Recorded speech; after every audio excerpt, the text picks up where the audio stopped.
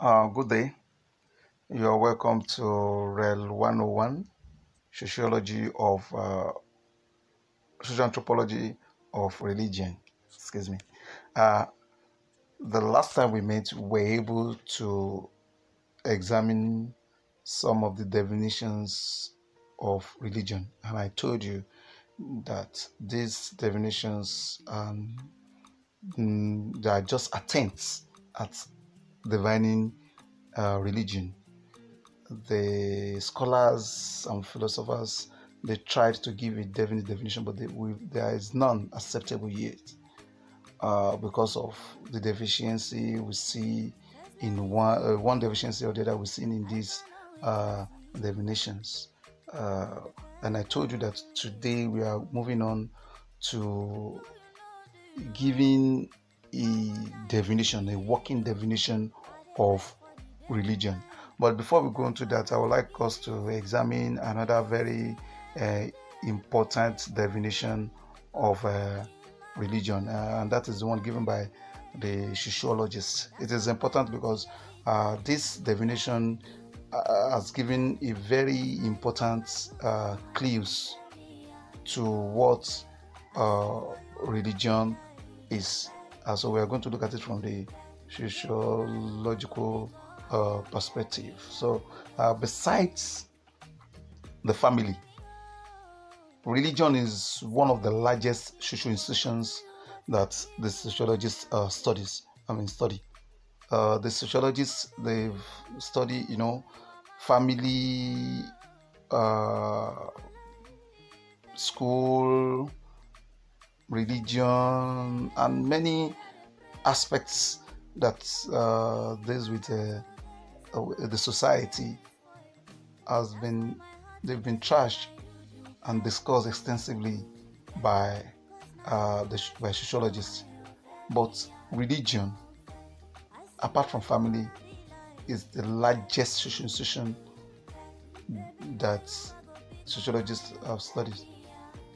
Throughout history, religion has been a central part of all human society. So there is no way to talk about society and you not talk about religion. So sociologists study religion to understand religious experiences around the world so that they can know how religion is tied to other social institutions. Because they believe that since religion is a recurring issue in all social institutions, so there's the need for them to study religion in detail. So they've tried to actually study religion, and they have come with some things, some key points that are very, very relevant to us. The sociologists study religion objectively, and they did that so that they can judge it objectively. They do not attempt to say whether any religion is right or wrong. So, really, sociologists, whenever they are studying anything, when they study things, when they study a concept, they study it with a very objective mind. They are not interested in saying maybe one religion is good or bad, or if a religion itself is good or bad. They just study it objectively and let others judge. So it's a sociologist try to determine why religions take a particular form, or how religious activities affect the society as a whole. They are not interested in nothing but that. So in studying religion, the sociologists discovered that there are two very important things. That in explaining or in studying religion, discover two very important things, and these are profane and the sacred. Because in their own attempt to study religion, they see religion as a social institution involving beliefs and practices based on the sacred. I'll take that again. To the sociologists, religion is a social institution involving beliefs and practices based on the sacred. So to better understand this definition, there is the need for us to understand the word sacred. And when you talk about sacred, the opposite of sacred is profane. The opposite of sacred is what? Is profane. So we need to define these two terms. We need to explain these two terms. That's the sacred and the profane. So we define profane as ordinary element. When we say something is profane, that thing is just ordinary element, something we see in our day-to-day activities, something we see every day, objects we see every day, like our computers, our bed, our phones, money, clothes, everything we see every day.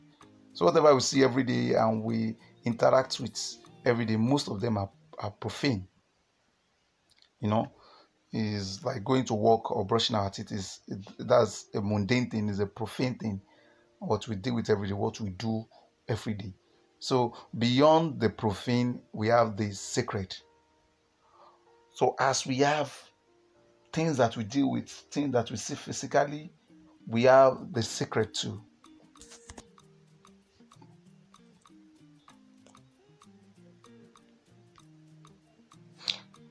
So these sacred are things that are set apart. They are extraordinary. They are holy. They are holy. When you say something sacred, that thing is something that should be separated from the ordinary, because they are holy. They are worthy of honor. So objects that we see in most religions are sacred. The objects like Bible, the cross, even the experiences like taking Holy Communion, like the Ifa corpus, the incitation, the beads, the shrine, all those things are sacred. Even the bell in the church, the drum sets, the guitar and the piano, and that is why it is wrong to take that which belongs to a religion to take it for secular thing. So it is wrong to take the guitar used in the church for outing, for a social event, when an equipment or an object is for the sacred. It's wrong to take it out for any other secular thing or secular event. So the dichotomy, that's the difference between the profane and the sacred, is at the heart of religion. The dichotomy, that is the difference. The difference between the profane and the sacred is the heart of religion. However, the objects or experiences that are considered profane and sacred are not universal. What is sacred here may not be sacred somewhere else. Cross is sacred in Christianity, but in Islam, to them it is nothing. Bell is sacred in Christianity, but in Islam it may not. The Ifa corpus, the beads and the Ifa plate is sacred in African traditional religion, but in Christianity it is not. So what is sacred, or what is termed sacred, objects taken to be sacred are not universal. With the examples I've given you, agree with me. I will give my example. For example, most people regard most books as profane. There are others that certain religions consider not. Muslims venerate the Quran, give honor to the Quran and respect the Quran, while Christians prefer the Holy Bible. Christianity and Christians respect and give honor to the Holy Bible. So regardless of the experiences and whatever a Muslim may be passing through at a time, the removal of shoes before entering a mosque is to avoid defiling the mosque. Nothing will make a Muslim to enter a mosque putting on slippers or a shoe. Even if something is chasing a Muslim, no matter what is chasing a Muslim will always remember to remove his shoe and slippers before stepping into the mosque.